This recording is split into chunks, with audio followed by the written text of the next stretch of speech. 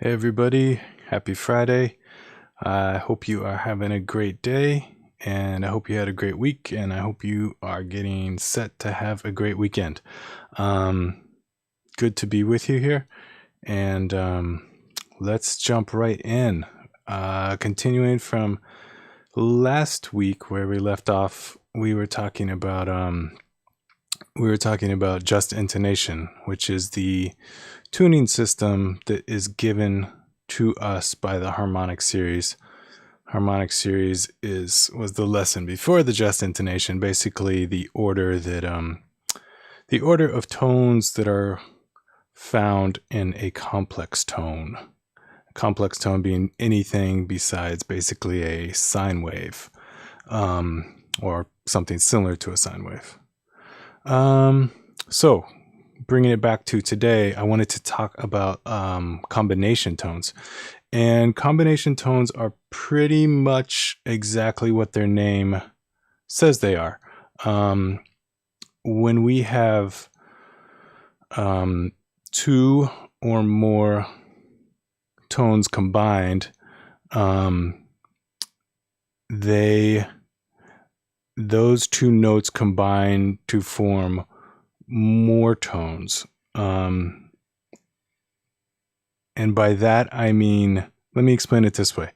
I will go ahead and switch over to my little EQ here.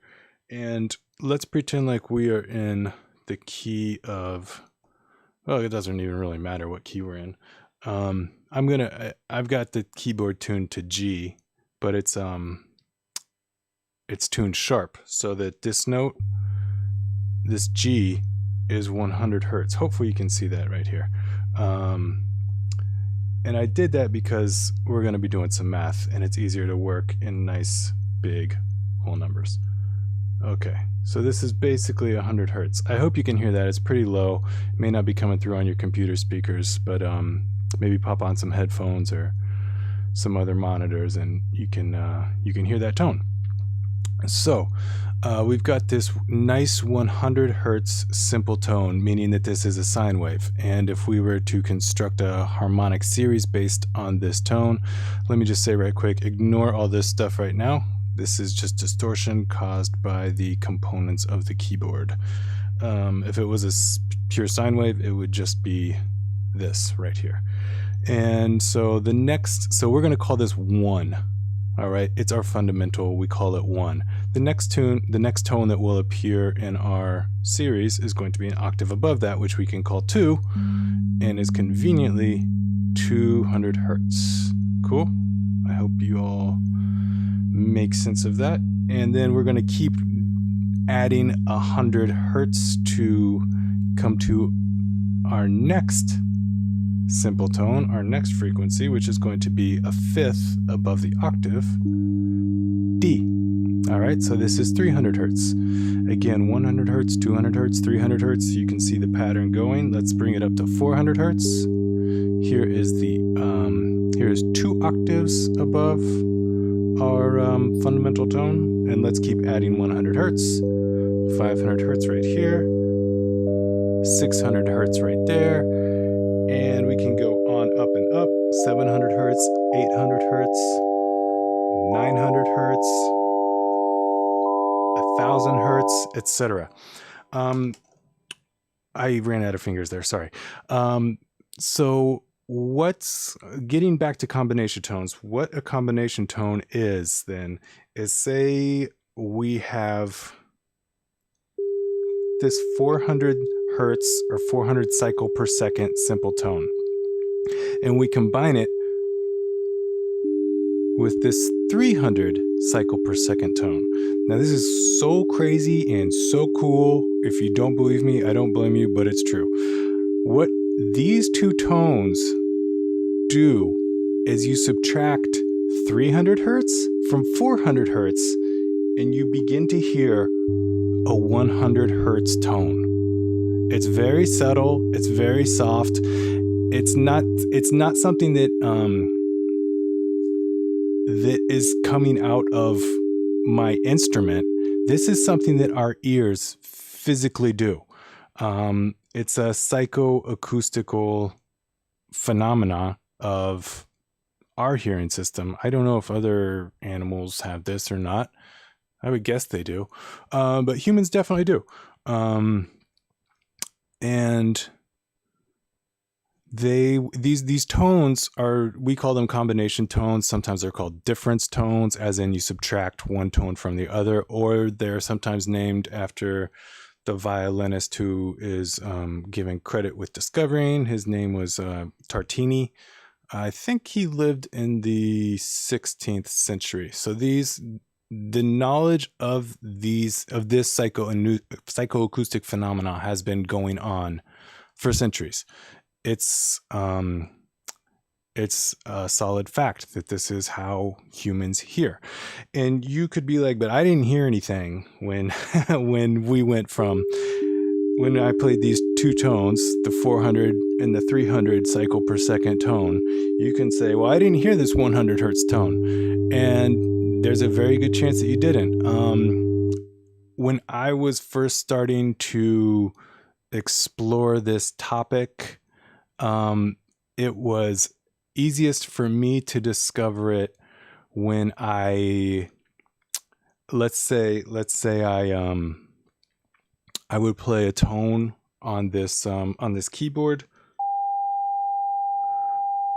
and then I would whistle the next tone. And maybe part of me being responsible for one of the tones made it easier for my ears to pick up on the combination tones. I don't know, but I would suggest that as a good starting place.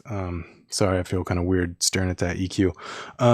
I would suggest that as a good starting place. Start with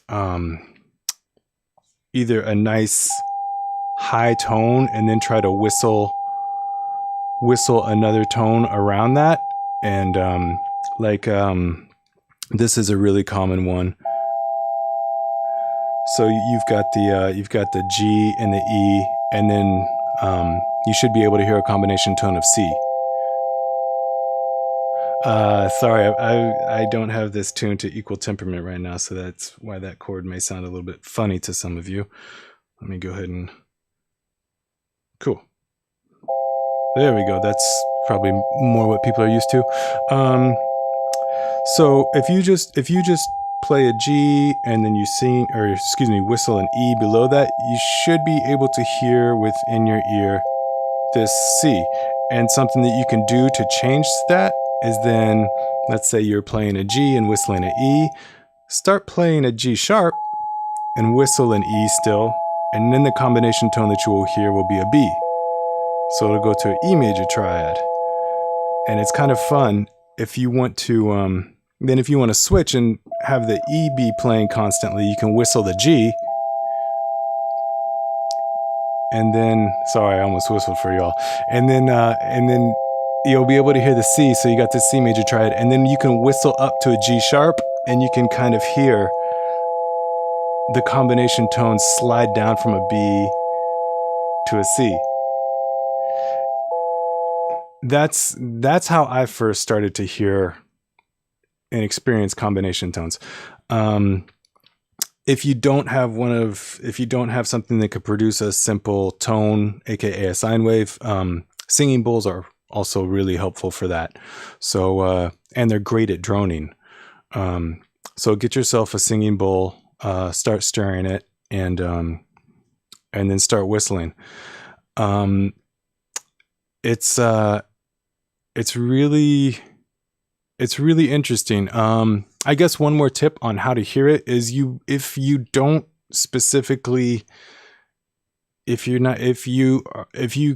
can't specifically hear the tone, just if you can hear the chord thicken up, then that's evidence that you're recognizing it. So if you got a nice E on your singing bowl and you start whistling a G, and you can't, and you're like, well, I think there's something there, but I'm not sure, then you can test it by stop whistling, start whistling again, and then stop your singing bowl. And sometimes that will help make that helped me make aware that it was thickening up, because when you add another tone into the equation, it's going to thicken it up. I think the last thing that I wanted to talk about right quick in terms of these combination tones is that, so we've got 1 right here at 100 hertz, and then continuing up our harmonic series, 2, 3, 4, 5, and I'm going to stop right there. The kind of a cool way to determine what your combination tone will be, because we're not always going to have 100 hertz as our frequency to go off of. So a cool way to kind of figure out what the combination tone will be is you just go, okay, so this is 1, 2, 3, 4, 5. So what's the combination tone going to be of 5 and 3? All you have to do is literally subtract 5 minus 3, and then you get the second simple tone. Similarly, if you have this nice third, the 5th of our harmonic series, and you couple it with this nice G, which is the 2 octaves above the fundamental in our harmonic series. 5 minus 4 is 1, so 1 is the fundamental. I hope this is making sense. So you can carry this on up. So you got a 4, 5, 6, 7, 8. So let's say let's do something kind of funky here. Let's do 7 minus 4. What's 7 minus 4? It's 3. So our next harmonic tone is going to be right there. Or we can do 8 minus 6, and that's going to be 2. I know it's kind of nerdy or, kind of mathy, but I hope that makes sense, and I hope that it is something that you want to explore. A composer who really spent a lot of time with this is named Marianne Amache, or maybe in my accent, Marianne Amarcher. Her last name is spelled Amarcher. So she spent a lot of time with psychoacoustic phenomena and incorporated that into her compositions. So I hope you all like that. Maria, thank you for the support. Good to see you here. And I will catch you all next Friday at 2 p.m. As always, if anybody wants to take some lessons, let me know, contact me. We'll talk about what you want to do, whether you want to learn more about this, whether you want to do something with music production, whatever it may be. I feel like I could probably help you. We'll talk about it, and for 100% money back guarantee. So if you don't like the lessons or whatever we set up doing, I'll give you your money back, no problem. I just want to share and connect, and to get you feeling confident about releasing your music, or practicing your music. All right. So I hope everybody has a fantastic weekend. I'll see you next Friday, 2 p.m. Eastern time. Stay peaceful and have a blessed weekend.